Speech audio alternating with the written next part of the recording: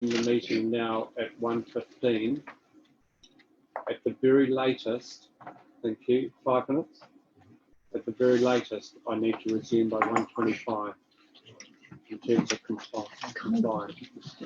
Thank you. So we're offline now. No, we may be online, but we're still, so anything that's discussed in the room could potentially be picked up while we're trying to find the problem. Thank you very much. So did everybody hear that warning from Chief Executive? That it's possible that audio may come in at any stage, but you are online in terms of video.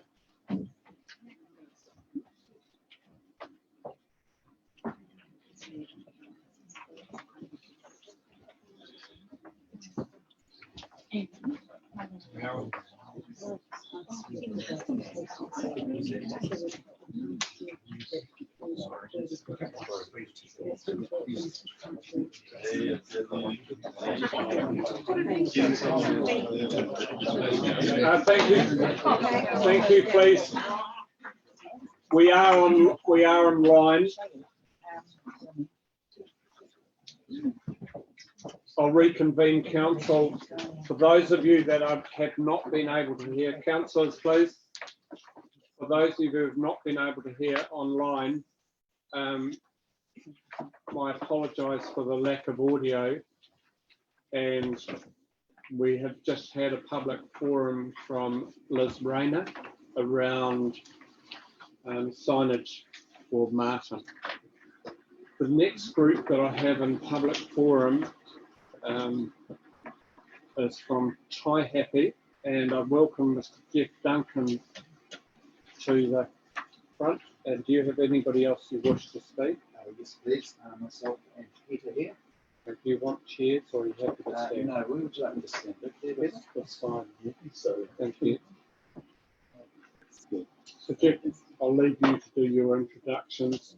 Around the rules of public forum, you know that you have 10 minutes officially, including question time. How you use that time is up to you. And that time is now yours. There we go.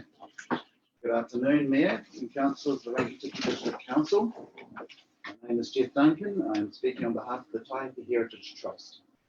And the subject is the New Evolutions block build in relation to the Ty Happy Grandstand. Now, the reason we're here is that we believe the new amenities build should not go ahead on the proposed site, but instead under the grandstand. Now, I know the council perspective is that it's been 12 years ongoing, frustrating, and you guys want a little bit of closure on this one. But up until early this year, this new build has included a social gathering aspect, okay? So it was known as the hub. Now, this has caused all the difficulties. It is no more, okay? It is no more. There is no hub. And the dynamics have now changed, okay? Council is now building a single-story shower, changing rooms, toilet block. No social area other than maybe sitting outside on the steps. So this is crucial. Why duplicate Ty Happy's on-field facilities? We have a grandstand with all of that in it, with more room than the proposal. If we are at all interested and proactive to give Ty Happy's grandstand a future, then we feel that we must take this opportunity to initiate that process and give it back one of its important functions. Obviously, there's much more to the grandstand's upgrading, and the process will be expensive. But if not now, then it will just become too much. Now, we know that Councillor Gordon has done his own research regarding the new site and park users, but the new site was only ever necessary when the hub was a concept. Okay, any comment that some park users would still like that site is now, we feel, not the point. The most frequent users of the park are in fact the rugby teams, their visitors and families, about 20 weeks a year. And these rugby groups all sit with us at our heritage meetings. They want hot showers as soon as possible, but have clearly stated that that can happen under the grandstand, then that is their preference. They actually love that grandstand. Now, what about the efficiencies of this idea? Think about supplying the Ty Happy Memorial Park with brand new showers, toilets, changing rooms and other ancillary rooms without having to have new groundwork, car parks, fencing, pathways, new water, sewerage and power connections. The exterior wall's already there, the exterior cladding decision has already been made, the roof is on. Okay, the roof needs repair, strengthening, painting. We know that. It will cost. But we get to refurbish a significant older building, and we do not lose a tennis court and netball court in the process. But most importantly, I feel, is that we begin to remove a future problem. Remember, the grandstand is already there. It's alongside a street. Access for vehicles and pedestrians is already excellent. Understand why we have not come forward before now. The opportunity to insist on this view has only eventuated in the last couple of months. Before now, the grandstand was a mammoth project that struggled for a solution. Well, here it is. This is our chance to initiate that process. No doubt most of you have read of our actions in the media. We have conducted a public and community petition coupled with exposure and feedback through a Facebook page. Our petition gained huge, freely given community endorsement, something we feel the council has never actually sought. In the council's own report, attachment 4, 20 February this year, under item 9 recommendations, Ms. Prince speaks of consultation with only particular sections of the Taihape community and the view that there has been insufficient engagement with the wider Taihape community. It went on to say the council could authorise the chief executive to, with one of the options being to use the Glasser collaborative problem-solving approach. Well, we've done it for you with a categorical and overwhelming response in favour of our stance. If the council will change the grandstand option, you will definitely get community buy-in and you will have the Heritage Trust helping alongside. So given the new information that we have presented today, we ask that the RDC revoke its decision to build the Taihape Amenities block on the proposed new site. We ask also that the RDC maintains their focus on these amenities, but with the intention of placing them under the grandstand. Thank you, Peter. Thank you, Chief. My name is Peter Kipling-Arthur. I'm also on the Heritage Trust Subcommittee. Taihape over the years has undergone much change and still manages to spark an emotional response in people who've lived, been educated or worked there. A response that has an expression in the iconic buildings that are part of daily life. The grandstand is one of these heritage buildings. It was built after World War I as part of the enhancement of the War Memorial Park. The grandstand is one of the few large wooden historic buildings of its type left in the country. It functions well. It does need maintenance, but it does have a practical role for the community and the sporting users. The petition, asks that the RDC build the new ablutions block under the grandstand as part of restoring the building and not on the currently proposed site. As Jeff explained, our involvement came after the December consultation meeting. That showed that the community did not want either the two-storey proposal nor the placement of the new build. The Community Board also raised this in February. The petition focused only on one key question, that is the placement of the new block. It allowed the Heritage Trust to engage with the wider Taihape community and allowed for fuller community involvement. And this response is overwhelmingly positive. Signatures were collected by 2 methods. Outside New World for 16 hours over 4 days was the main point of contact. Selected businesses plus the rugby clubs also held copies. The total number of signatures in the Taihape region, with some from other areas such as Ratana and Martin, is 648. Given that the petition only ran for 2 weeks and was designed as a sample cover only, this compares favourably with the voter turnout at the 2019 local body elections. The petition was also accessed by a wide range of age groups as well as gender and ethnicity. And it included people who would not normally vote in local body elections because of disengagement with the democratic process. I might mention the fact that I had 3 gentlemen with very large tattoos and red hoods quite happy to queue up and ask for sign. As a byline, it should be noted that our Facebook page provoked strong reactions in those from Taihape who have left to go further afield. They seem willing to assist the council and community with the grandstand should the district council lead the improvement? In receiving signatures, many and varied comments were made. There are some key things struck out. Firstly, the lack of maintenance on the grandstand in the last 20 years. That was confirmed in a council report made in 2017 and tabled in April 2020. They felt that this time was now an opportunity to engage with council and remedy any disconnect between Taihape and council. The willingness of the council to listen to the community on the matter of the grandstand is seen as a new beginning. Many signatories also stated that in the light of recent events, the best use of council monies was to combine the new amenities within the existing grandstand structure. By acting in the affirmative on this petition, the council will give three key outcomes. It will give the best use of the existing community facility, it will preserve an historic building, and it will conserve council monies. We ask that the new ablutions block be built under the grandstand as part of restoring the building and not on the currently proposed site at Preclude. Thank you. Thank you very much. Are you happy to take questions, Jim? Happy to take questions. Questions from councillors? I'll Just run around the room this way. Councillor Wilson, Thank you, Your appropriate as Chair of Assets. Thank you, Your Worship. Look, I know that I think it was the petition's been circulated around. Could you tell us what the question was that was asked? So what was the actual wording of the question? Was it one question or was it several One questions? question. So it was just, Just rebuild the new ablutions block under the grandstand as part of restoring the building and not on the currently proposed site at Preclude. so there was two parts of the question. Can you just say the question again? What did it say? Build the new ablutions block under the grandstand as part of restoring the building and not on the currently proposed site at Preclude. Okay, thank you. Councillor Belsham. Thank you, Worship, and thanks, gentlemen, for coming along and presenting to the meeting.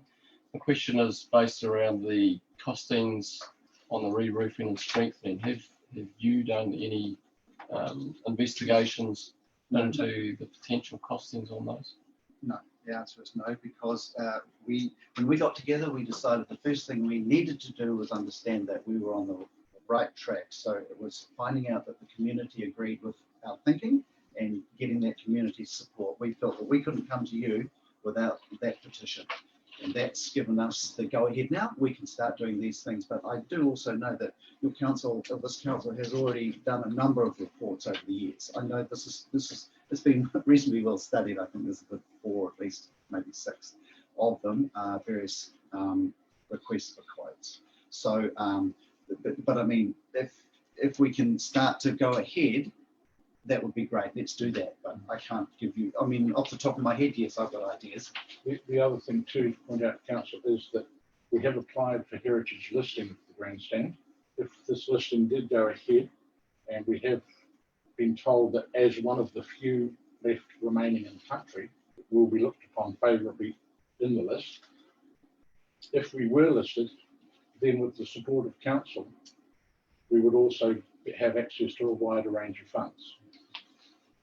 Councillor Lambert, do you have a question? No.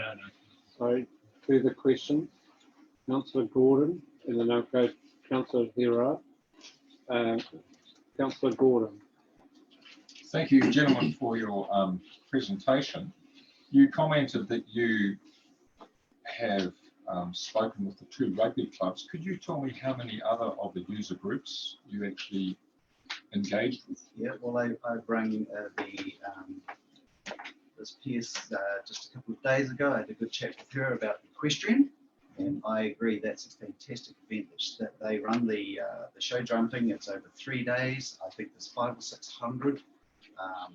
Is it people or horses? It's a big thing for Taihape, but let's face it, it's one event. And rugby runs, 20 weekends a year. So yes, I had a good chat with her, and she is, she's one of the people who'd probably quite like it situated where you have proposed. All right, that's true. But at the moment, they're walking to showers. She said we can keep walking to showers, especially if they're very nice ones. It's not a problem. A lot of their horse trucks have their own facilities. But yeah. The comment I had from people from netball who were signing. Excuse me, just be aware you're now running over time. That's my discretion. I do want Councillor Hira as a councillor. Can I ask another question? No, I may come back to you, but I'll go in fairness to Councillor Hira first. Councillor. I'd like to make a comment, but then also this is then I'd like to know whether or not it can be answered in next steps from what council has to do. So I just want to mihi to those people for the Taipi Heritage Trust for the work that you've done and being able to collect that amount of signatures in such a short amount of time.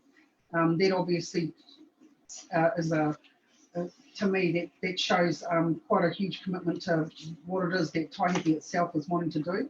So if you've been able to do that, so a huge money to you and the There team. needs to be a question, Councillor. Trust, but my question really is, there's two parts to this in my head.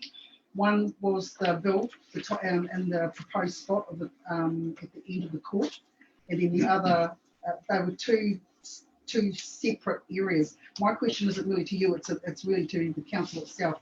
Just understanding how do we take this the next step. I'll at the end of that public forum, I'll announce advise you on process. I'll go back to you. You have a follow-up question. Unless there is another councillor with a question. No. I'll give you that. My question is, Jeff and Peter, you commented on 3 user groups, 2 rugby clubs, and got a comment from equestrian. Are you aware that there's a total of 17 user groups on that park? Having stood outside New World and having approached people within the town who I know are on user groups or have been, I have had approximately, I would say, no more than 75 people say no, they're not going to sign. Now, I'm looking at 650 people along a wide range of people who, some of whom said, well, I'm a user, but I don't belong to a group. I go down to that park and I use it. Why can't I have my say? This is the list of the park user groups, and it is well spaced out, but I mean, I'm sorry, there's the Taihape Community Board, they're represented there, and there's the Taihape Development Trust, they're represented there, but they're not users really, they just represent other people and they're in our community.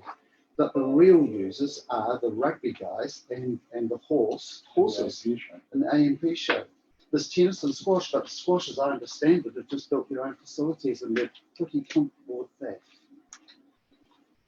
I will call it to a halt. Thank you. Because I'm understanding all this is council orders. That's fine.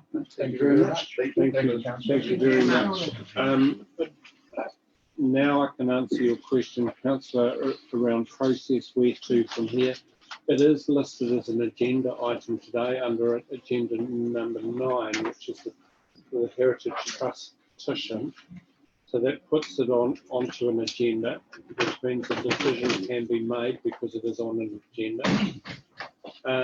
It would be up to a councillor. The way I understand the ask of us is firstly to revoke a decision that council has already made and a council decision that it was reaffirmed on a separate occasion. Somebody would have to put a motion on the floor to do that. For it then to be discussed, it would need to be seconded. The person moving the motion would have the right to speak to it, and there would be a democratic process that involves from that. Any questions around that? As a consequence, other motions could be put on the floor by other councillors, because there's been 2 or 3 different issues as I see it illustrated today. One is the revoking of a decision on location, the second and build process. There'd be also a decision around, no, I'll leave it there at the moment. Keep it simple. Any further questions around process? No, Jeff, thank you very much for your time. Thank you for the supporters that you've had both here and online. You've acquitted yourself well. I think we understand your position. And let's go through one time, see where we go. In terms of public forum, I now welcome Steve Curry to the floor. Steve, the same rules apply for you. I have allowed them to go slightly over time, therefore I must in fairness offer you the same opportunity. It's quite all right. Kia ora, ko Te Mata Te Maunga, ko Mohaka Te Awa, ko Integrated Community Impact Strategist Te Mahi, for Steve Perry Whakainua. So kia ora, and thanks for having me here today. My name is Steve Carey and I work as the Integrated Community Impact Strategist. I know that it's got listed in your agenda that I'm here on behalf of the Wanganui District Health Board, but there's been a slight shift in how that kind of gets represented going forward, but that'll be explained in this presentation. So what I've come along to do today is just give you a bit of an update of the COVID-19 response, recovery and next normal. Steve, can I just interrupt you a second? Councillors should be aware there is a table document. Yes, this document in front of you. This doesn't come off yet. This comes off the top. Just making sure that councillors are aware. No, again, it's coming up for this one. So.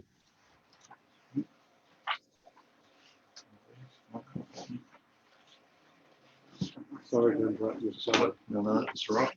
That'll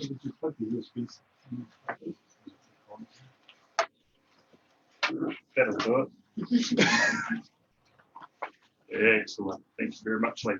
So on the 16th of March, Russell Simpson, the Chief Executive for the Wanganui District Health Board, opened the Emergency Operations Centre in regards to the COVID-19 pandemic over at the Wanganui District Health Board. Initially, this was health-led, and it was led by the Ministry of Health in Wellington, with an all-of-government response, which reflected on the Wanganui District Health Board needing to play its key lead role for our wider rohi. However, it was quickly identified that together was better in terms of how we operate across an integrated system. So on the 29th of March, our Emergency Operations Centre moved to the Wanganui Civil Defence Office, and we've worked from that time in an integrated response team. This team comprised of the Wanganui District Council, the Wanganui District Health Board, the police, iwi, FENS, and links through to Rangitikei and Ruapehu District Councils as well. So at the end of the COVID-19 level 4 into level 3, we transitioned into our recovery team.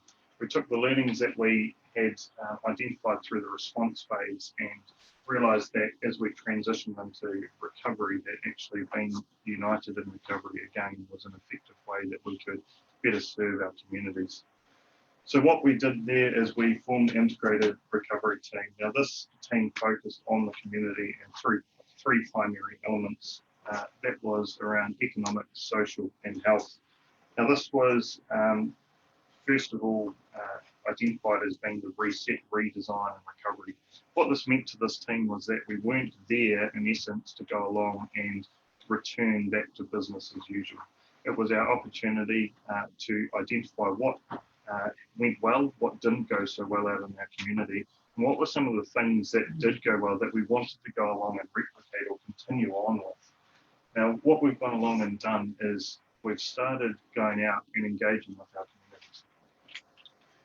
It was identified that the best way to ascertain the aspirations and goals for recovery from our communities was to engage with them.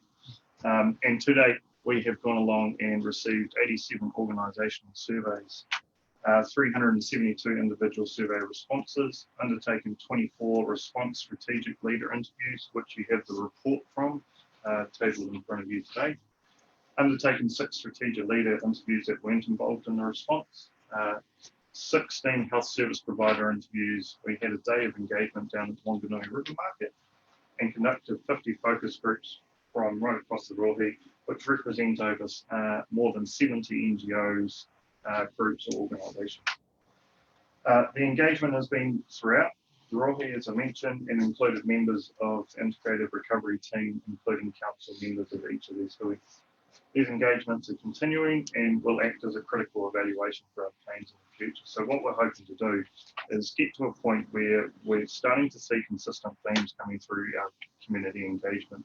What we'll then do is we will carry on and continue with that engagement. It's all very well to go out to the community and say thank you very much for your time, but it's also important that we not only go back to the community with what we've heard and started to look into in terms of statistics and stories, but it also gives them the opportunity to feed back into it, any plans that are identified. The importance of that is that we can then critically evaluate and make sure that we're still on the right path with what those themes that are coming out here. So these are some of the hui that we've been involved in. The one up in the top right-hand side, as you guys look at it, is with the Tūranga Tūkua Hub, which is based in Te Ranganui over in Wanganui. And that was an iwi-led response across the wider Rohe. That hub stood up very, very quickly, and in fact put most of our EOCs to shame. And that was a collective sense of iwi engaging with their kaumātua and their kuia initially, and then ensuring that the rest of the iwi had hygiene packs, had enough fire to get through. And that was really cool. And the one down on the bottom left-hand side is our Wanganui River Market engagement.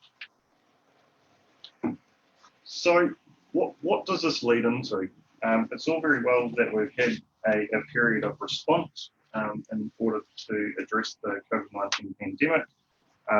Some of the learnings that we've identified through the Christchurch earthquake is that if we continue to say we want our communities to be more resilient or to focus on recovery, they get very old and tired of hearing that very, very quickly.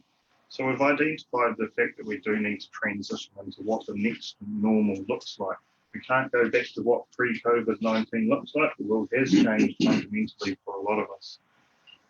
In March 2019, Russell Simpson, Chief Executive, wrote a think piece on social governance and outlined the importance of Crown agencies, local government and social agencies working together for the collective good for the communities that we serve. Through this, we can reduce duplication of resources. Now, we are talking financially, we are talking in terms of FTE, we are talking in terms of effort for time, for engagement, the list goes on. And better consider the way that we address the community's health, economic and social needs in an integrated manner. The effects of COVID-19 are far-reaching, and the full effects of this is yet to be seen. I think once the wage subsidy comes off in the end of August, start of September, we're going to have a very different landscape that we're looking at in terms of the people that who haven't been in a lower or impoverished state forever, who might then become people that are starting to rely more on our social services. As a result of Russell's think piece and the collective sense of responsibility to our communities, which was enhanced through our experience in COVID-19, integrated social governance leadership team was formed. Through this leadership team, collective thriving communities team is in the process of being created to work with our communities and organisations to ensure that the voice of the community is fed into our future plans. This is about being community-led and working with our communities rather than doing it to them. That's something that's come out quite a few times in our conversation. Our communities don't want us as local agencies, Crown entities or social entities rolling into our communities on our white horses and telling them what we're going to do with them, what's the solutions that we've developed to the problems that we believe they have. That traditionalist model is something that the communities resoundingly are starting to say, no, that's not what we want. Actually, we want to be community-led. We have proposed solutions to some of the issues that we have identified. And that's the purpose of getting out there and speaking to our community through the engagement, as well as alongside that, building up the picture from a statistical point of view with what all of these agencies represent. So for police, what are the actual statistics around family violence? What are the actual statistics around crime? And then speaking to the communities and saying, what's your experience of what family violence is in your town and around crime. So that's one of the examples. We are making sure that as a Thriving Communities team that we're integrating with all the regional work streams. We know that there are some that are flowing through at the moment. So for example, the Regional Economic Recovery Task Force, which is directed by Horizons, they are on board. We've got Nicola Patrick coming on board with that at the moment. Caring for the Communities with Ministry of Social Development, the Royal Pahu Wainou Transformation, Accelerate 25 and the Build Back Better teams.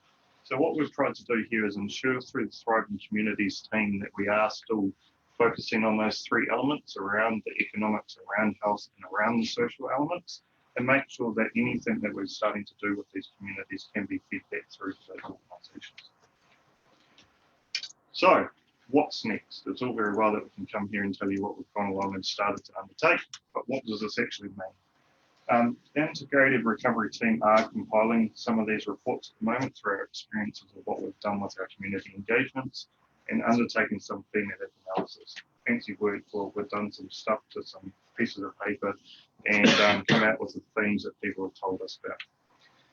These learnings will feed into the work that the Thriving Communities team will undertake in the future. This will result in a scoping report that will go back to the Integrated Social Governance Leadership team. The scoping report will demonstrate the statistics and the stories, so both the stats and the narratives of our communities and provide the opportunity to support those communities to determine their solutions to those identified issues throughout that process. We will continue to work with the organisations within the social governance environment and report back regularly to council if requested about progress along this journey towards thriving communities. So just these are the organisations that are currently represented. So District Health Board, the 3 TLAs, Tūranga Tūkoa, Department of Internal Affairs, New Zealand Police, and Ministry of Social Development. Thank you, Steve. Thank you, Are you Richard. happy to take questions? Absolutely. Questions from councillors? Quite a bit to understand here, and most of the discussions have been with the Chief Executive and myself at this stage. Councillor. Oh, Councillor Duncan and myself, Councillor Duncan. I'm sorry, thank you so much for your presentation, but I'm a little bit lost as to where, what our council is what's the next steps with you. Okay. As I've been coordinating with Peter and with Andy, so we've been going out and engaging with some of your community groups. Now, Nadia's finally gone along and given us a whole list of more names to go out and engage with as far as community groups and the like. So as far as a council's perspective, we've currently got it kind of covered with Randy District Council. I'll be over here once a fortnight and making sure that I'm engaging with Nadia and Peter just around what the developments are today, but also ensuring that we are continuing to engage with the community. Sorry, The cameras. we're on wave at times.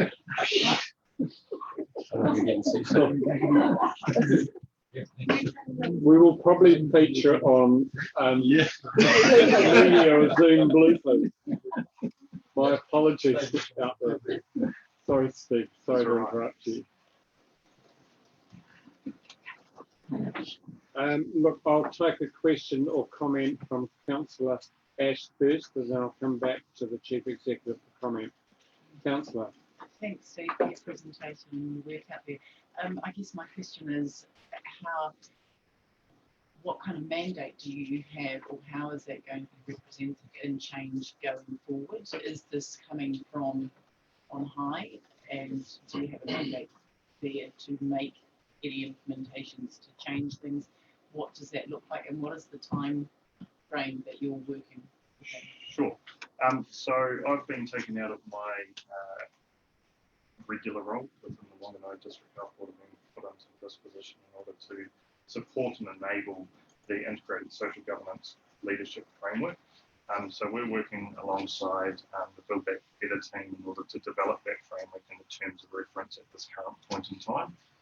The mandate that we've gone with at the moment is the fact that we have gone along and individually asked all of the respective chief executives of these 4 regional commissioners area commanders and the like, whether or not they want to be represented in this group. The good thing with having these chiefs united is that we can collectively create a sense of community within our rohe, that then should things come from on high in terms of ministerial, we can collectively go along and lobby on behalf of the community, 69,000 people within the wider rohe, rather than it being one organisation taking it to central government and saying this really doesn't work for our population. Again, together is better, and power in numbers is kind of the rationale that we'll be undertaking in this time frame for a scoping report. I know that Rotahi Wano transformation went through a similar thing, and that took them 3 years, but they had four part-timers. We have gone along, and a key performance indicator that's been put into my job description is they're expecting a scoping report within approximately 9 months. Thank you very much. We need to stop it there, but before we do so, I'll just pass the Chief Executive to make comment around the process and update councillors. Got to see for that a little bit of background. I've talked to council before on the same subject, but I've just used different wording, and I've presented to you about the caring for communities and what was coming out of central government around the acknowledgement that the way in which social services are going to be delivered in the future will probably look differently to the way it does now.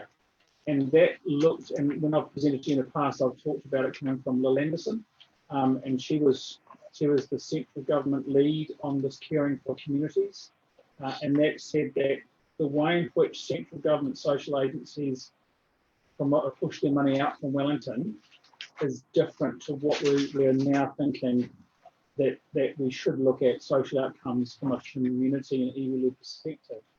And so what Steve is doing together with the DHB is saying, okay, all the names that you saw there, what do social outcomes look like if we weren't siloed by the budget that we have been given, whether that comes from the ratepayer or taxpayer?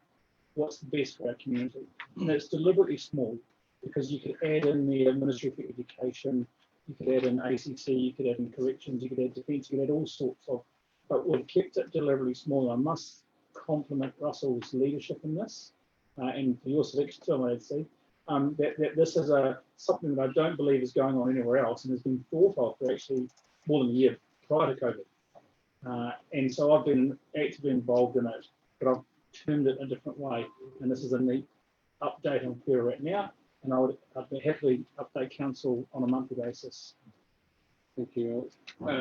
Steve, thank you very much for your time. I was going to also ask you to pass on thanks to Russell, because effectively Russell has taken a staff member and continued to fund while working on a collaborative issue on a much wider base. So we appreciate what he has done, and we certainly endorse the relationship. So thank you very much. Thank you for your time. I have no apologies. I think everybody is here, so we'll move on from that. I'm sorry, you do not have a speaking right. No. I'm sorry, you do not have a speaking right.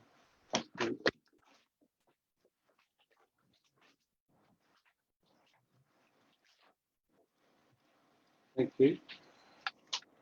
I'll move on, please. In terms of members, I'll call for members' conflict of interest. Councillor Duncan. Yes, having been married to the gentleman who just gave her deputation, I declare my conflict of interest around the Tahi amenities block and the discussion that will be had this afternoon. Non-pecuniary, but very clearly.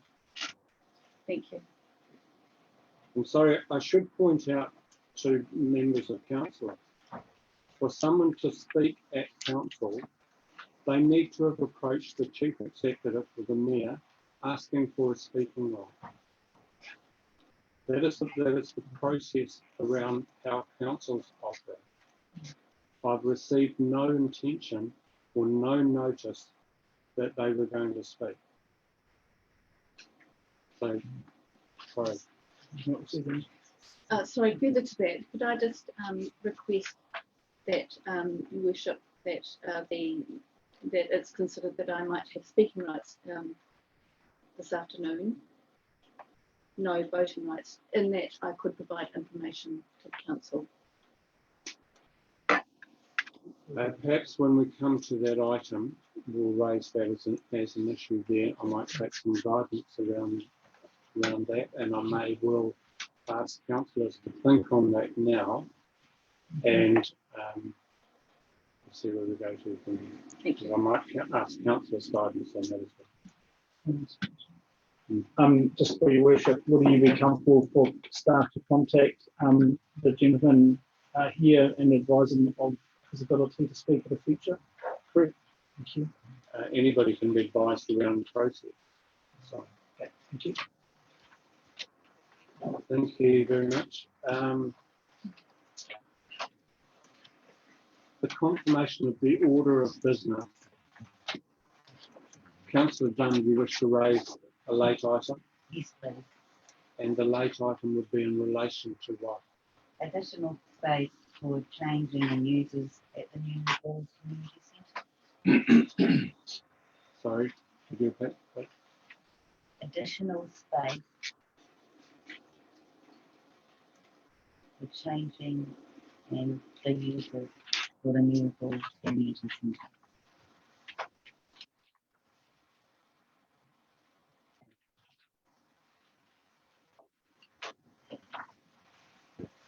Unless anybody has an objection, I, as the right of the chair, I can accept that as a late item.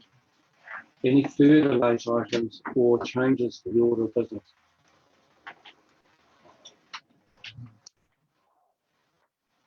No, thank you very much. Go to the confirmation of minutes. This is attachment 1, pages 10 through to 27.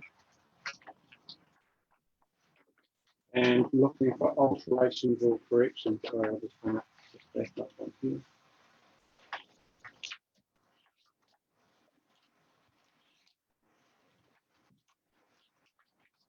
Starting on page 10, 11, 12, 13,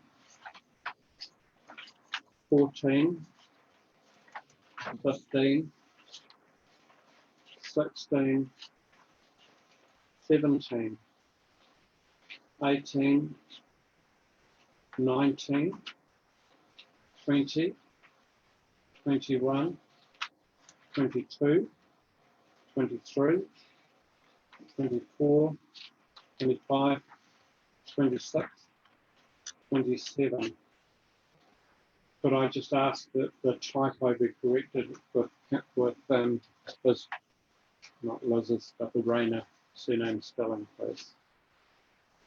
Would somebody like to move, therefore, that those be regarded as true and accurate record? Thank you to Councillor Carter. Thank you, Councillor Belsham. Second, those in favour? Those against? Carried. Thank you. Moving to item number 7, the Mayor's report and engagements. I will take it as read. However, I would just like to highlight a couple of things from it and a couple of additions. The additions are, first of all, I attended the performance of Mamma Mia last night in Taihape, and I have written a letter congratulating all of those concerned. Absolutely outstanding presentation. And I understand the Chief Executive attended, was it the night before? Yes. I'd also like to congratulate and possibly put in a little bit of a plug to the Martin Development Group for those online. They have raised a significant amount of money for a $1.3 million park development program. They currently have an auction and are selling planks. So please, you can go and Google that if you wish. But as councillors, certainly you should be informed that that process is happening. I also had and I had done this ahead of time, I welcome to the chamber past councillor Soraya Peki Mason, past councillor I should say. I congratulate you on standing in the local elections. Good luck. And I gather your launch is tomorrow night at the Friendship Club Hall. Is that correct? 7 o'clock? 6 o'clock. So I pass my congratulations on. Those are the additions to my report. I point out in my report that we have a social function and the role that councils face in terms of infrastructure and especially the provision of the three waters will dramatically change, I suspect. And this should be, these comments should go alongside the presentation you've just had from Steve, because they are very much hand in hand. I'll take any questions of my report or attendances.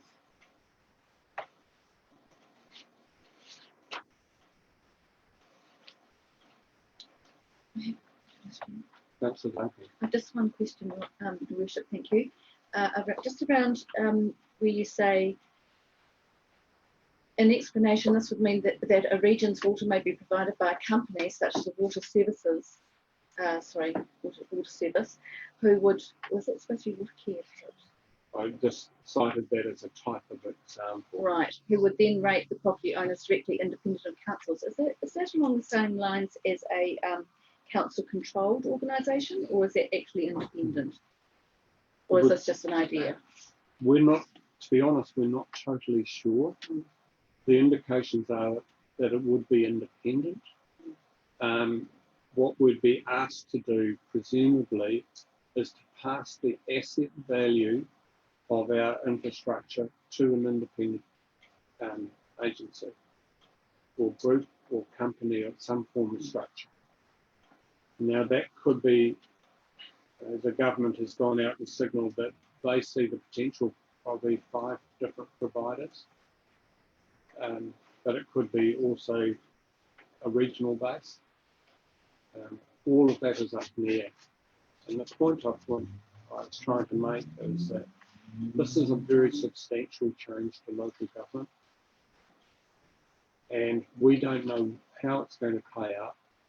And we're going through the process of an LTP, which is our formative document for the next 3 years at least. Interesting times, and the Chief Executive may wish to make comments around that as well. Thank you, Your Worship. It is covered in my admin matters report. I'm happy to discuss it there or now, whatever you suit prefers. We'll wait to action them entirely. Any further questions around my report?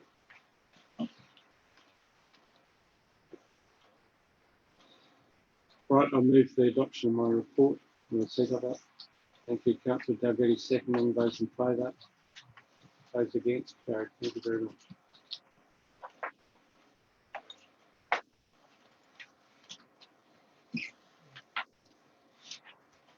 Next, I have an item number 8, the Rural and Provincial Sector Mayors Forum report, attachment 3, pages 33 to 40. And speaking to it, you'll speak to it. Do you want to take any questions around it? I'd just like to point out a couple of things, please. Councillor Dalgety, you wrote the report. Yes, and did you can speak to it, but yeah, just a couple of things around when you go to something like rural and provincial, it is a requirement that you report back. The report needs to be able to be read by someone that doesn't know quite what you're talking about.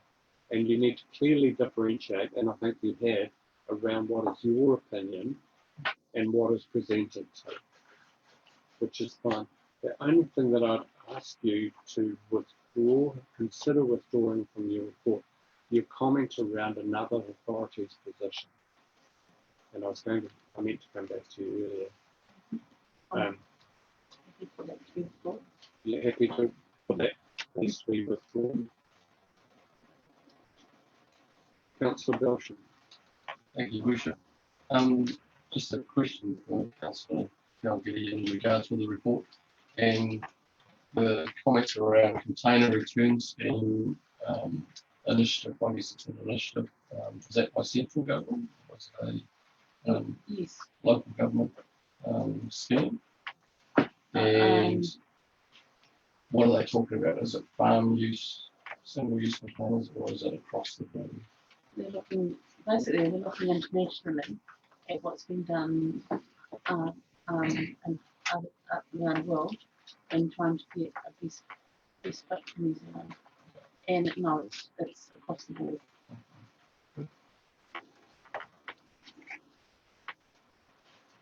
Any further questions? Councillor Duncan. Can I just take this opportunity to signal that my report from the last sector meeting will be forthcoming. And thank you very much, everyone, for that opportunity. It was fantastic. As a new councillor, it was incredibly valuable. Thank you. Okay. Would you like to move that your report as amended be received? Seconded by Councillor Duncan. Those in favour? Those against? Carried. Thank you very much. Moved now to item number 9, the Tai Happy Heritage Trust petition. You've heard the deputation, you've heard of the request from that group. Is there any staff comment around this or anything I need to be advised of? Yes, you are. The request to revoke council decision requires a notice of motion for the next meeting, so it can't be dealt with at this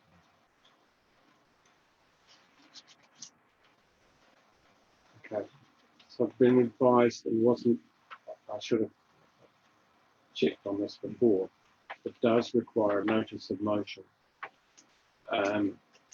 because it is revoking, and that's the reason for it. Yes, or it could be a report from the chief executive to another meeting.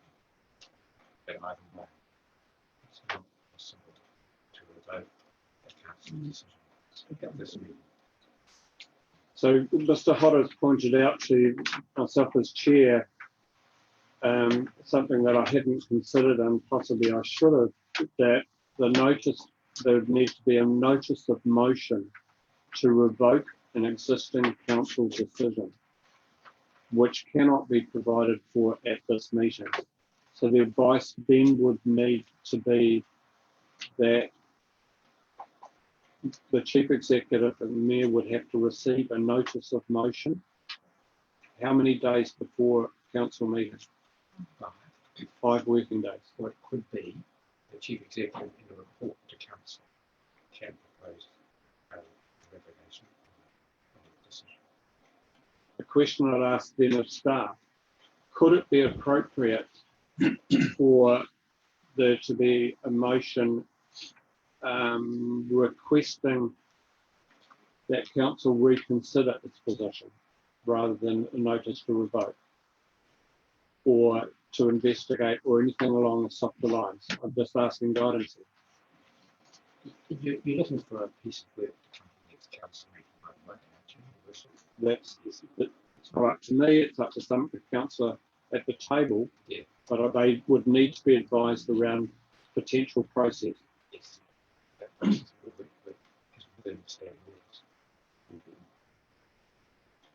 Councillor Belsham. So I have a question in regards with the current status that council sits at with the motion that was made at a previous council meeting, and to continue with the build on the proposed site. Where are we actually currently at in regards with that? So if this revocation comes about, how far down the process are we already with the existing motion? So from I'll like that the chief executive comment in a minute, but from council's perspective, it is passed the motion to build a new facility and name the site. it reaffirmed, I believe it reaffirmed that decision at a subsequent meeting. It has allowed for it in the annual plan. And until such time that decision is overturned by council, staff would continue to work on it. And that was my question. How far down the track have we proceeded to date? So I understand that, but my question was, how far down the track have we proceeded to date for that decision? Yeah. Thank you, Your Worship. The project progress is in our top 10 project report that we have as part of the pack. It's also touched on in my admin matters report regarding funding and external funding for it. So it's mentioned in a couple of places, but that is slightly out of date, of course, at the time of writing. But Arno, could you give an update to answer Councillor Belcher's question regarding how much have we spent so far? Yes, absolutely. So what we've done, we've packaged two portions of work back to the architect. The first package of work, if you're happy if we discuss the numbers, is around $7,000. So that was to create a new concept design.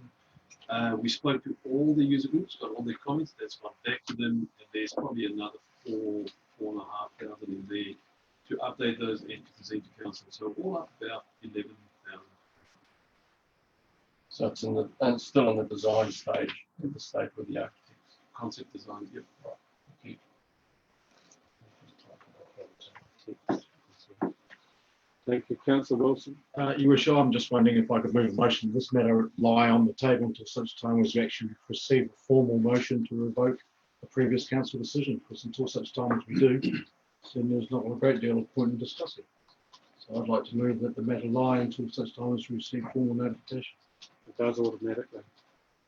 I don't think you need to pass a motion to that effect. I'll move that it well. I request that lie on the table until such time as we receive then, if there's no motion required. And before we do that, I'd just like to take another councillor question before we move on. Councillor Ash? My question's around if we were after motions to change our direction, how would that impact on the contribution that was potentially coming from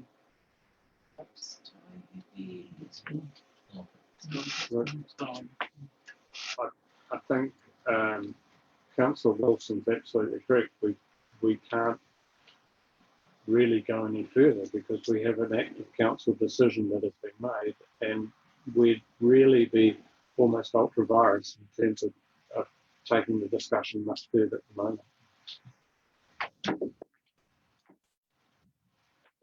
In terms of process, Councillor Gordon? About the item number 9. I think we let it lie. Yeah, I'm not asking about that process. Yeah. My question, Your Worship, is around the reception of petitions. What are the mechanisms that bodies such as ourselves use in verifying and making sure that everything that's in there is what it seems to be at face value? Are there rules around receiving petitions? I'm happy that we've received it, but how do we verify the information there?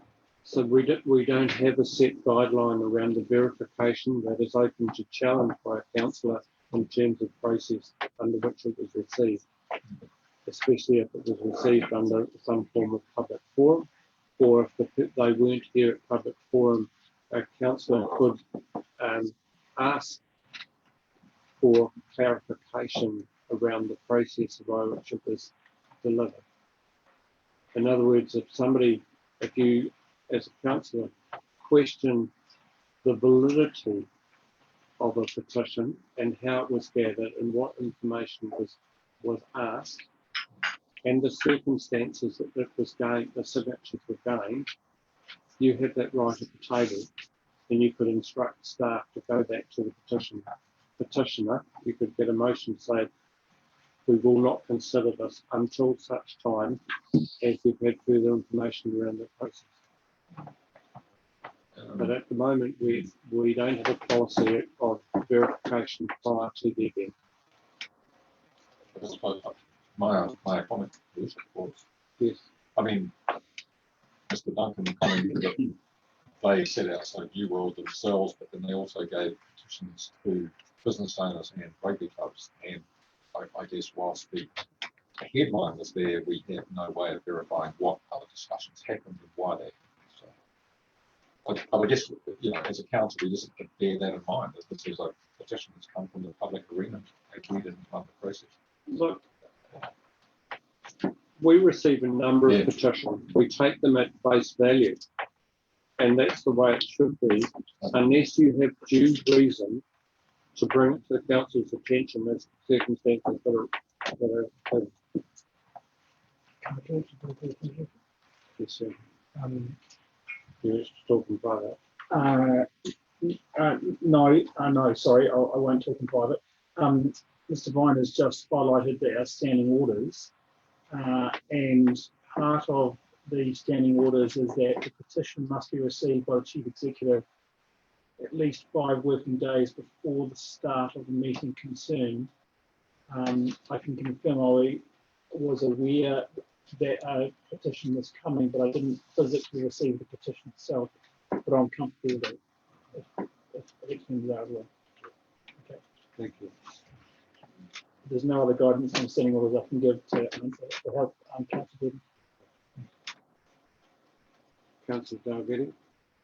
Just to be clear, can you just outline the process from here going forward? Just so I've got it clear. So there are 2 options.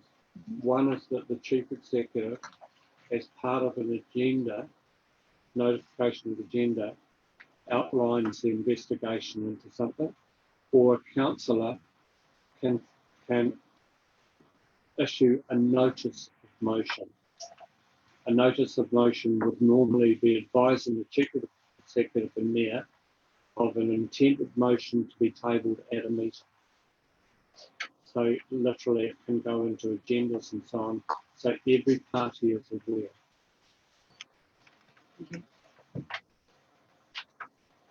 Councillor Hero. Right, I'm trying to get rid of my. So, there's been a course of action that we've taken, and that now there's something on the table that we're looking at a single story at the end of the netball courts. Correct. That's correct. So that's fine. So this is a new something. So this is a new something in that the whole thing around the Taihepe, the grandstand itself, was never part of that discussion. Correct? Correct. So, am I right? So in order to stop that process, theoretically, or bringing them both together, we would have to stop that process, going through and putting a motion to say we want to stop one process and then start a whole new process. Correct. Okay. I just wanted to have. So the notice to revoke would literally do that. It would stop present action of council.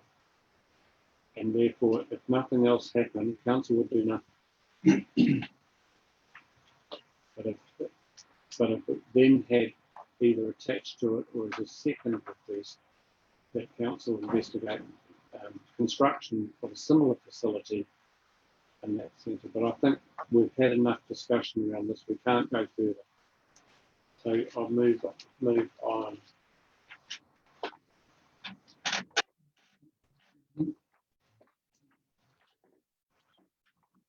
Item number 10, the annual report to alcohol and the regulatory licensing authority for the year ending. Who's going to present on this report? Johan. Mr. Collis, would you mind taking us through item 10, attachment 4, pages 41 through 48? Thank you. Thank you, Your Worship. If I could ask that the report be taken as read, and happy to take any questions from the report.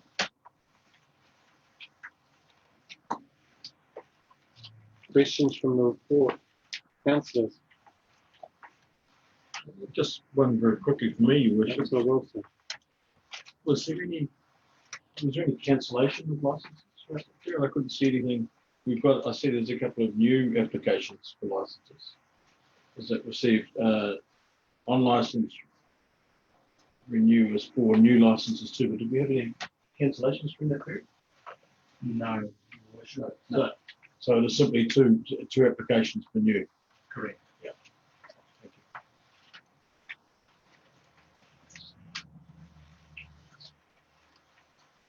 you. Councillor Gordon, thank you. Yes, through you, Your Worship. What does a temporary authority application mean for a trading business? As I look at the top of page 47, there's 2 off licenses there. They're sitting under the temporary category. What exactly is that? Thank you. Through you, Your Worship. Temporary authorities basically will be just that. They're waiting for their off license to be issued. So under temporary authority, they can carry on with the existing business. It's most likely that it's changed ownership, and the person is waiting for their new license to be issued. Supplementary question, and then one question to myself, Councillor Gordon. So if we have a new license, does that get publicly notified? Correct. Thank you. Question for myself. Has there been any indication from the police around concerns over any of those particular licenses? No, Your Worship. Thank you, Councillor Belsham. It was just more an observation on page 48 of the report, last page of the actual report. One of the Martin properties is listed with a Bull's address. Is that because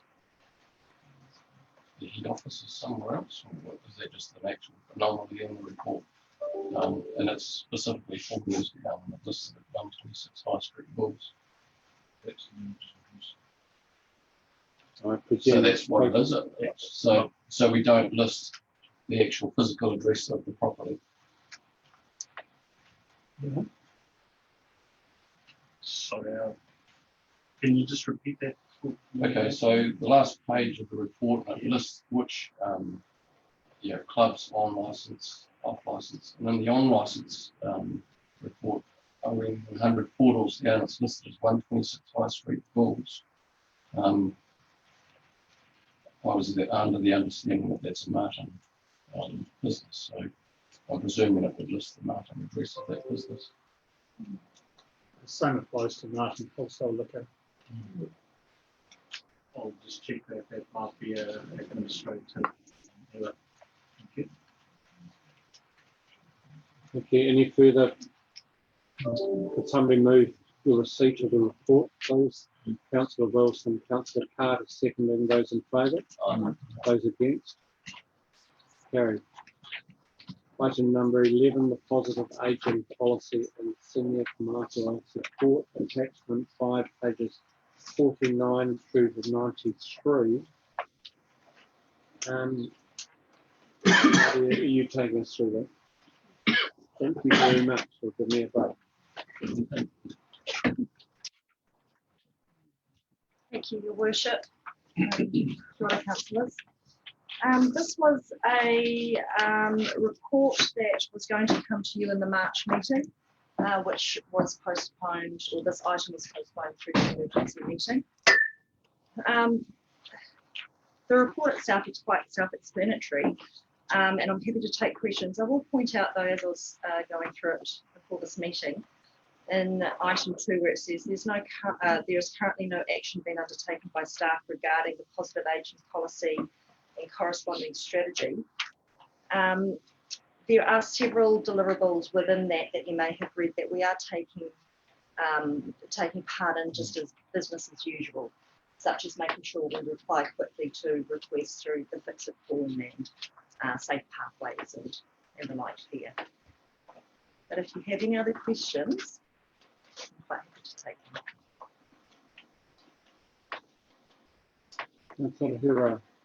Can you just, the positive on page 62, the Rangitikei positive aging strategy final project report. Is that something that's been put together in the last month? No, this was done quite some time ago by Denise Savanti. I'm actually not sure on the date that it would have been done, or the year. Michael Potter might remember when that was. When I go through it and I see 2013 as being part of the Path to Wellbeing conferences, I feel it would be that circa. Michael? Yep.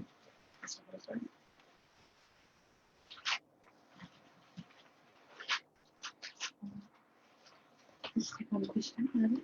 That's all. That's fine, Councillor. Councillor, go ahead. Thank you. Sorry, Your Worship. On page 53, Rangitikei really going to carry out the private curbside refuse bag collection. I just wonder if that should also include Tie Happy, or whether we're not included because it's actually a temporary arrangement. So this as an appendix was a report. Yeah, that's correct. Sorry, 2019 as a report that was given to Te Ropu Ahika, and I think things have changed since then. A question from me in terms of, and referencing page 59 under policy intent, where it says the council will support through its activities a positive aging strategy that addresses the priority areas for older people in the Rangitikei: safety and security, transport, welfare and employment, support services, leisure and recreation.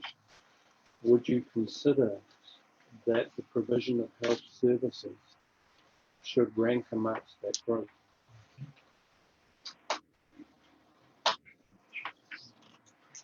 So I'm asking the question of you is, would you consider that provision of health services should rank amongst those priorities? As a personal opinion. As a personal opinion. Yes. Or you're the person who brought the report to us. Well, yes. This, so what I was hoping to highlight and maybe get some guidance from the committee on is what is currently in place and what was created in 2013, and whether council would like us to take another look at this and to bring it back through the LTP process. So health services, I think, being a top call. Well, it will be included in essentially a recommendation 2 that you have as part of your report, which says that an assessment of the opportunities. So what I'm trying to do is highlight, in my opinion, that it would rank up amongst that. Have to take that. Thank you. Any further questions on the report? Councillor Hero. Do we plan, given that this the information is 7 years old, do we plan to be running something to update our information? And I just wanted to make another point that on one of these pages it says, given that it was 2013, multi-party services didn't actually exist until January 2014. That's when we've got runs on it. I must admit, I had put a similar comment in my notes around this report, especially when the report starts off around the declining rural populations. We're clearly not in that space. And to referencing it, yes, it was highlighted as a 2013 report, and my comment in my notes was, surely this should just be thrown in. Could be used as a basis for thought pattern going forward, in my view.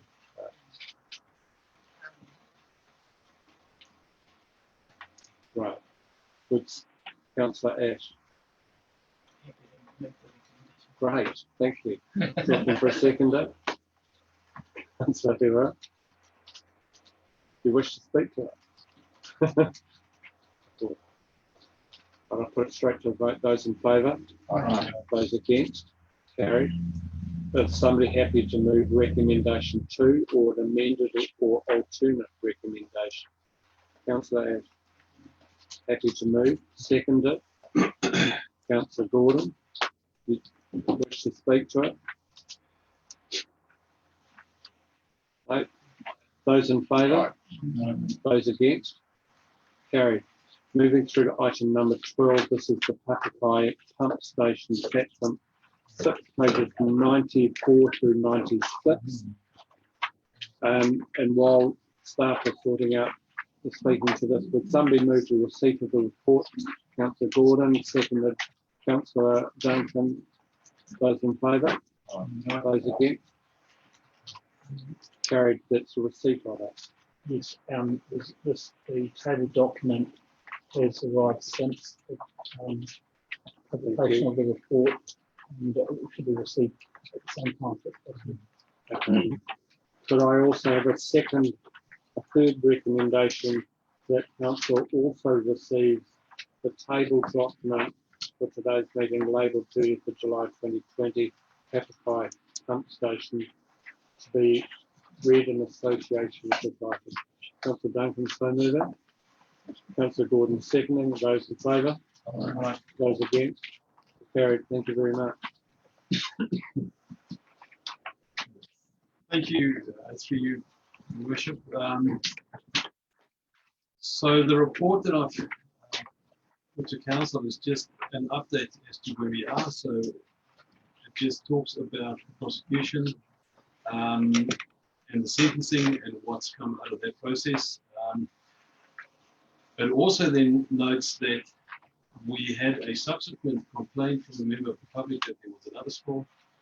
What has happened through all of this kind of exposed to us that there is still some work that can be done to give us more confidence in the systems over weekends and after hours when we don't necessarily have staff on site.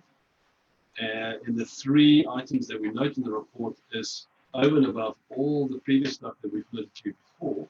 So we had short, medium, and long-term solutions for the problem, and these are in addition to those. So really what this is a daily photograph of the outflow as a record. You will always see a residue of an overflow, so it's a record for us to keep. The second one is a weekly calibration of the alarm system. So that is, in simple terms, somebody standing right next to the wet well, switch everything off, watch the level come up, and they should receive an alarm on their phone when it's at the correct level. So that's something we do weekly. And the third one is to add more storage on the bottom end of the overflow pipe with more electronics. So what will happen is we'll have a much higher level of service at this wet well. Should it overflow, we will then pick it up on the electronics in these tanks. So we've got two systems. So if we're anywhere in the country, we can check and go, yep, there definitely is something wrong, or no, we are still a long way from an additional problem. So while all this is happening right now, so we're doing the design for all those things at the moment, the camera should be in by tomorrow. The design for the ultimate solution, the long term, has also started. So we've done all of the work that we've noted in previous reports, and the design has started and hopefully will be completed in this financial year. And that's where we are. Questions? Thank you. Councillor Lambert. Just regarding the camera, is it taking a photo at the same time every day, or so like after a heavy rain event, it won't take? Well, no. So the original idea was that we would have a staff member take a picture. So what we've done in the meantime, we have found a camera that can actually forward that to an email address or a phone or whatever you'd like to do. So we're working on the setup of that. And because of that, we have flexibility. We can ask it to do all kinds of clever things if we can get the electronics to line up. At the moment, we will do that as a minimum. Let's say we'll take it at 12 o'clock every day as a record, but we could potentially be a bit smarter. Councillor Ash, followed by Councillor Dalby. Councillor Ash. Thank you, Richard. Just wondering if something untoward does happen and it is overflowing into these tanks, etc. What is the system in place to then stop it if we know something's overflowing? Is there a system that takes it somewhere else that's acceptable? The answer to you, Your Worship, this is a really important question, and it's something that everybody has to understand, is that all wastewater systems all over the world and all over the country are designed with an overflow. It has to be designed with an overflow because public health sits on top of that. So if we don't have an overflow, the sewage will come out at the lowest point, whatever that might be. So you might have sewage run down the road or in someone's garden or many other alternatives. So we design all of these systems with an overflow, and all councils all over the country have a certain level of service that we are supplying to the users, and anything above that will spill out of the system. So there's going to be a point where, regardless of what you do, it will spill. And that normally is into some form of receiving environment. And the idea is it's much easier to keep people out of an environment than it is to have stuff run down the road where it's completely uncontrolled. So it's not unique to us in Rangitika or in New Zealand for that matter. That's how all systems are designed. Normally the pump stations are at the lowest point of the catchment because that's gravity, gravity. And normally the lowest point of the catchment is next to some form of water course. And that's how they all work. So it's a really, really important concept that all of these systems overflow at some point if it overwhelms the system as it's designed. Thank you, Councillor Joby. I'm just interested, is there, during a work day, a work week, is there a staff member on site during the hours during the week, the whole time? Yeah, there is. So there's two different parts to that. So we've got maintenance staff that look after the network, and this really falls under them. So there's not necessarily somebody up on site every day. But we also have treatment operational staff, and they are on site. So it's a bit of a mix between the two. So they, yeah. Supplementary question. Please. So the new collaboration of the equipment, how often was it done before during the weekly now? No, it has not been done before. Okay. Councillor Hira, followed by Councillor Gordon. Councillor. So taking on board what you've just said about the overflow of the system, so we can't build something where it doesn't overflow into the river, or we can, or that's what we're doing. The perfect answer to that question is, and we talk about this as engineers quite a lot. So if we had all the money in the world, there's no limit on funds, we can build a system that will never ever spill anything. So that's where the discussion starts. But nobody's got all the money in the world. You can build pipes and things that's so large it will just never spill. So from there we have to work back and say, all right, where are we comfortable with the risk and what can we afford? And that is what you then finally design and build. So if you look at our levels of service, it is noted in our level of service what we deem acceptable in overflows of the system per year. And that is the same for all councils. Supplementary. Yes, but that doesn't answer the question of what are we going to, in my head it doesn't matter, nothing's acceptable. It's not acceptable. So what do we do, how do we put the system in place where it's catching at some level, at some time, so that it never reaches the river is what I'm asking. Can I answer that? Yeah, please. Yeah. So I respect your point, and what I know is outlined is the historic design of wastewater plants. What you'll see on page 95, point 3 at the bottom. So if I could kind of draw with my fingers a pipe that comes out which has the overflow, and instead of that plonking into the river, into the hotapu, that's going into a really big holding tank. Now we know through when the alarm goes off is when our first alarm will go off when the flow is going down the pipe. We're checking that every week, making sure that that's actually that alarm is working. There's no evidence to suggest so far that that alarm has not worked. Then now in the future, we'll have instead of going into the river, we'll have a really big holding tank, and that when that has a certain amount of matter in it, we'll get an alarm of that.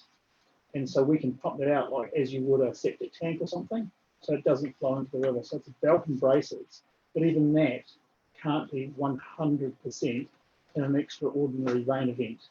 That could fill that tank up very, very quickly. I think you have to put this in perspective. This is one small link of a network. So equally, we have pipes that cross from a pumping station by the swimming pool, correct me if I'm wrong, to the treatment plant on the other side of the river. Could that pipe fail? Yes, it could.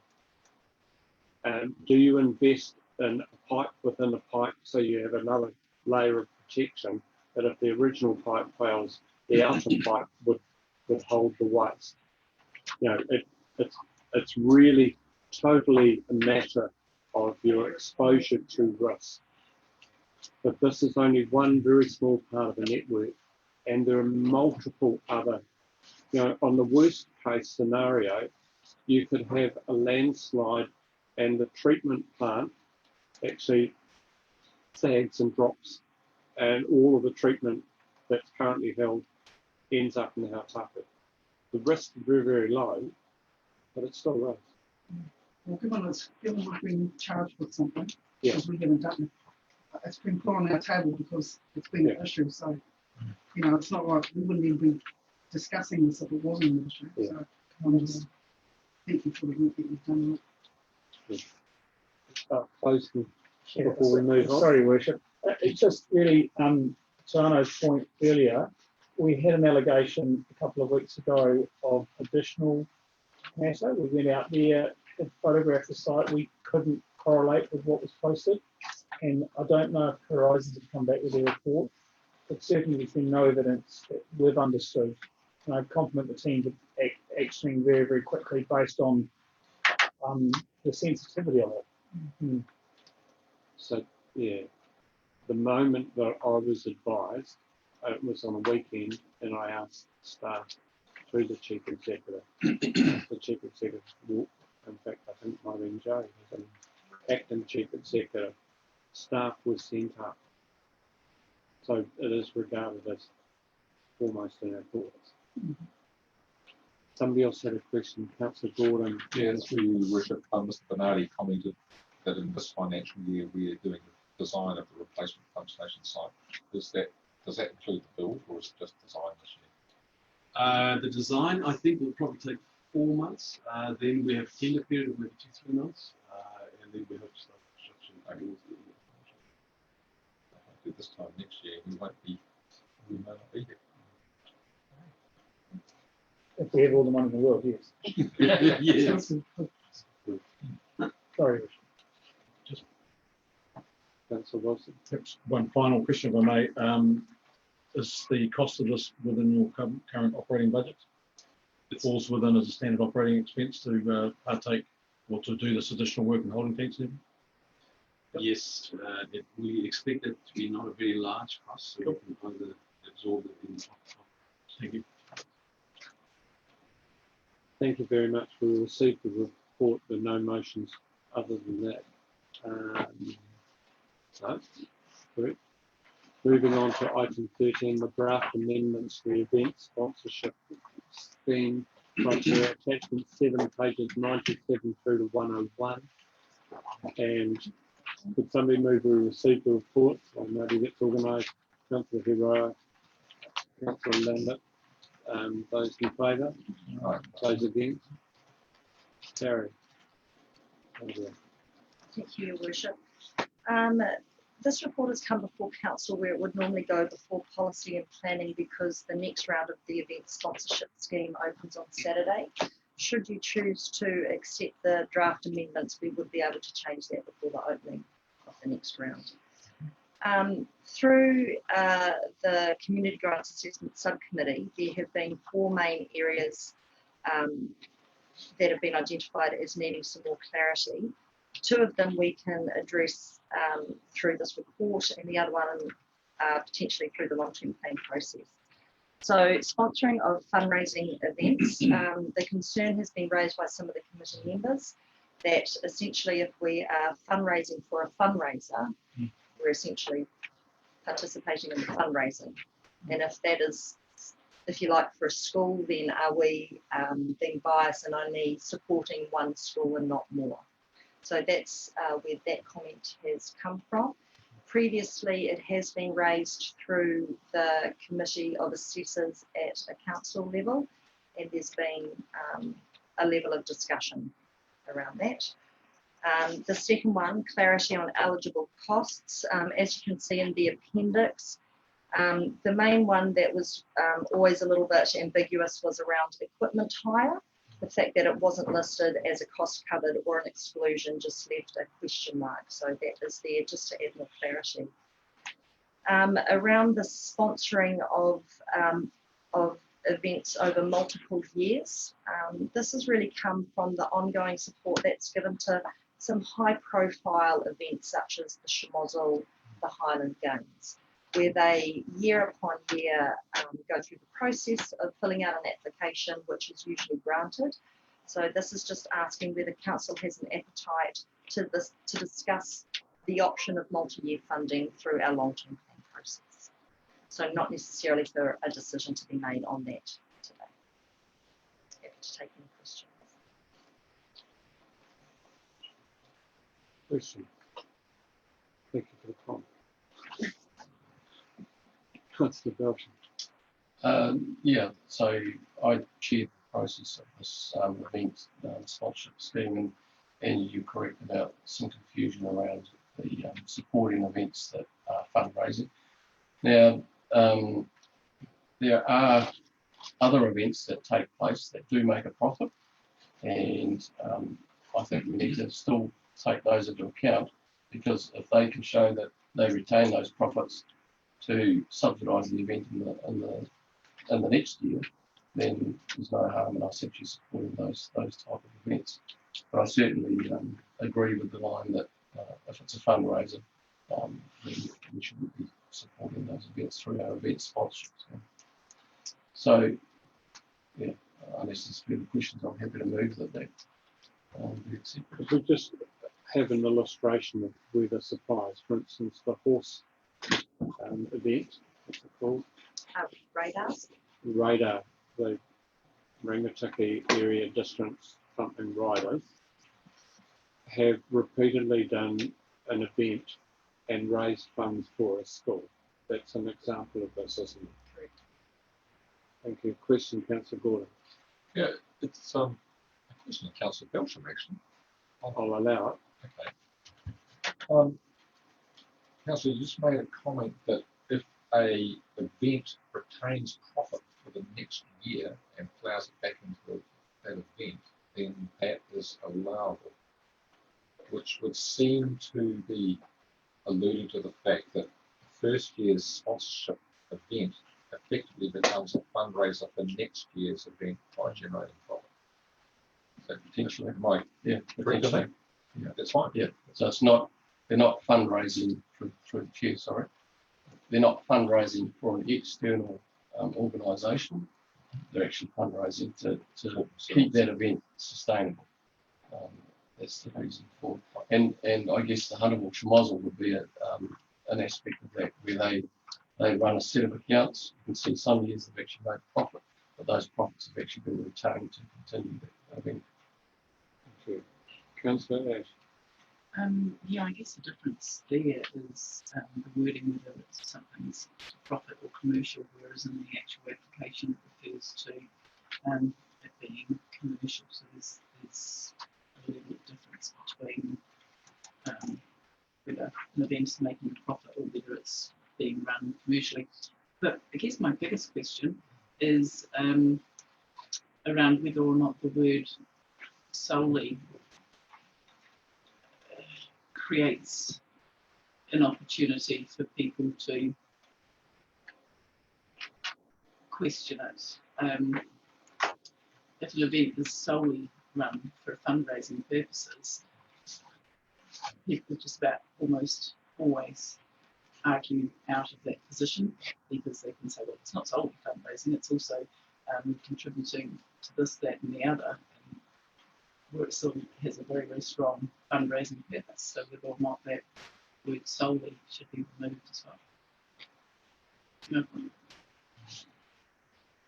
So an example, for instance, of Project Martin was to run an event that contributed to the wider coffers of Project Martin, for example, to be able to provide other services. What you're getting at. Is that it? Well, say for instance, Project Martin was to run an event, and we went, right, we're going to give our proceeds from this event to the, or our fundraising, our profit to the Martin Playground, for instance. So it is, we're fundraising, but then we could go, well, that doesn't apply to us because it also contributes to the community in this way and that way. Whereas if the word solely was removed, then if the event is fundraising, regardless of what else it contributes to the community, that clause still applies. That it's a fundraising event and therefore shouldn't be eligible.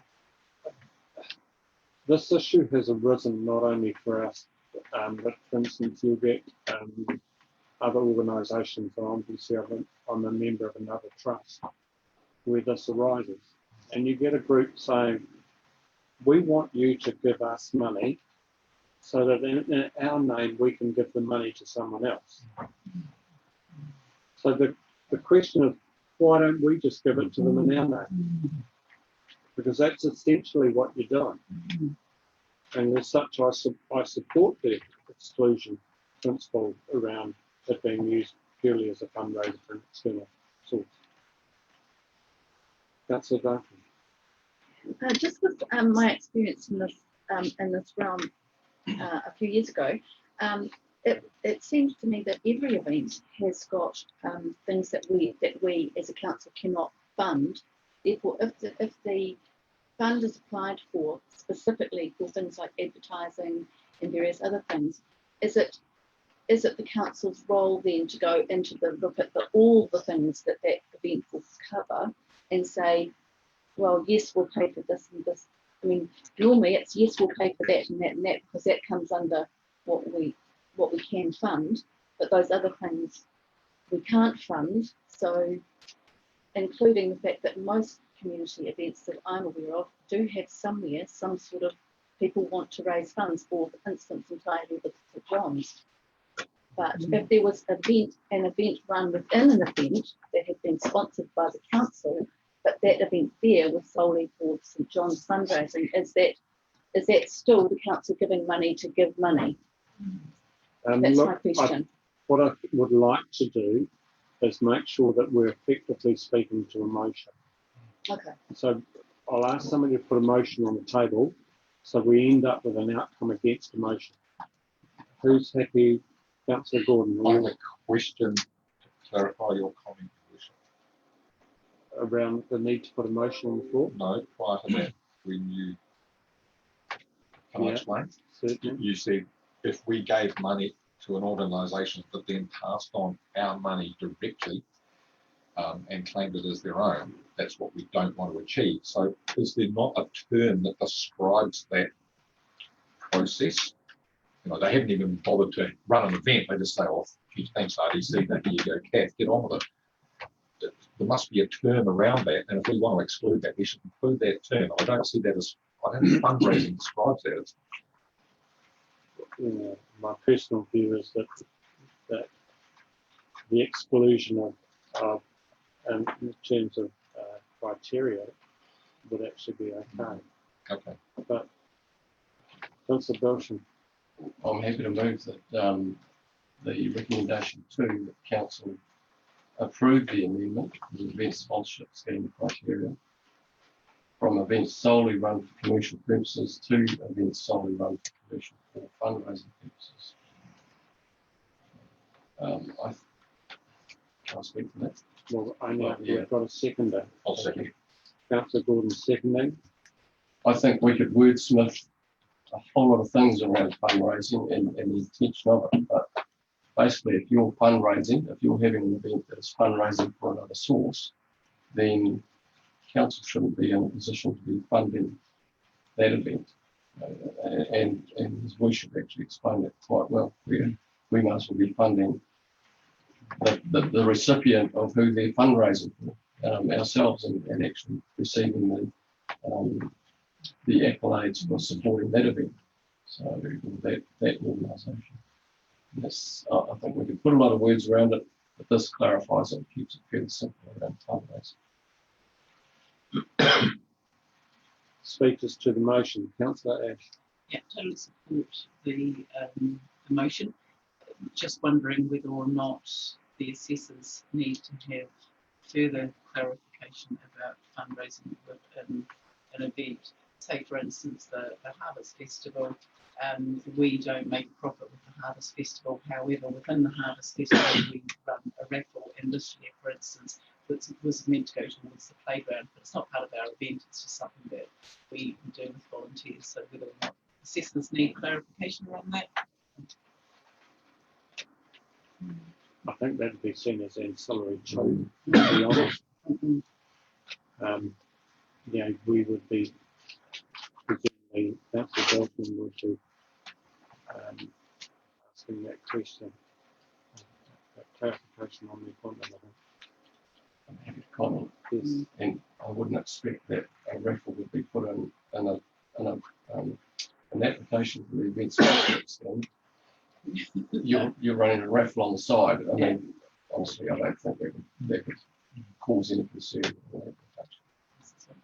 We have the speakers to the motion that we have on the floor, that it's accepted as an amended, and the amendments are in blue. And the actual, and the criteria.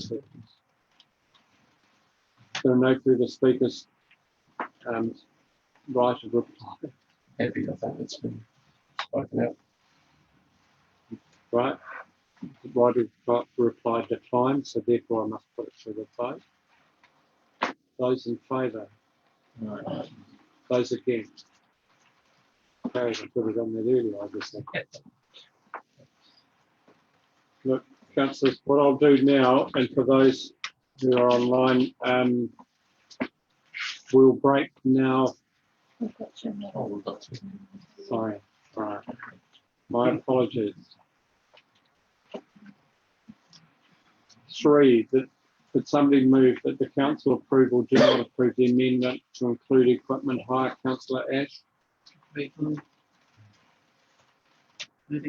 To include? Seconded. Councillor Duncan. Any discussion? Do you wish to speak to it? I'll put it to vote. Those in favour? Aye. Those against? Carried. 4, that council agrees or does not agree to consider multi-year funding for events such as part of the long-term plan process. Councillor Belsham. Well, I'll move a motion and then see if it gets seconded and for discussion. But I'll move that council does not agree to consider multi-year funding for events as part of the long-term plan process. Looking for a seconder. Councillor Dunn, you seconding? Do you wish to speak to the motion? This has come up before in the event sponsorship scheme, and discussions that have taken place have been based around the fact that every application should be viewed on an annual basis, because we actually allocate funds annually. And I think it's unfair to give an event a multiple year funding when we don't know the success of that event each year. We need to receive reports on the success of that event each year, and then they are to apply again for the following year. I think it's unfair to other potential applicants to commit that funding and not give them an opportunity to go for the whole, the whole application that's available, or the whole fund that's available. You understand what I mean there? Yeah. I'll speak to it, but is there any other speakers? I'll speak. You can clarify whether this is against or not. And the reason I say that is because I believe there may be some events that should not be part of an event's funding. So, for instance, every year we approve a closure of a street or a minor cost associated with RSA events. And for them to be included as an event, I think that's core council business. And it would be up to council to decide we will fund that regardless. So it doesn't come out of the pool of events funding because it's just core council business. That's my personal view. Any other speakers?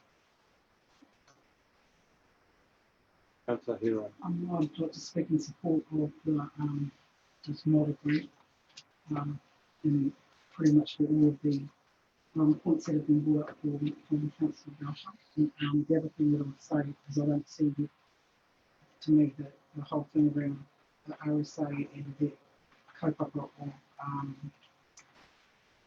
you know, our nearly closing of the streets for those days is this is, I don't see this as an event that they would be applying to this organisation to find funding for. Well, that's my view as well. Any other speakers? Otherwise, I'll put it to vote. Right with vote. I'd just like to back up your comments around those events that shouldn't have to apply. We've already had a conversation around Christmas parades. There's one other one where previously they have applied to cover the costs of road closures. And I think as council we should be supporting those without going through any application process. So they just become part of standard operating procedure. But we would need to list them at some stage for the chief executive, otherwise he gets in a difficult position. Right, I'll put it to the vote. Those in favour? Those against? Carried. Obviously, I wasn't meant to stop before because now it is 3 o'clock exactly.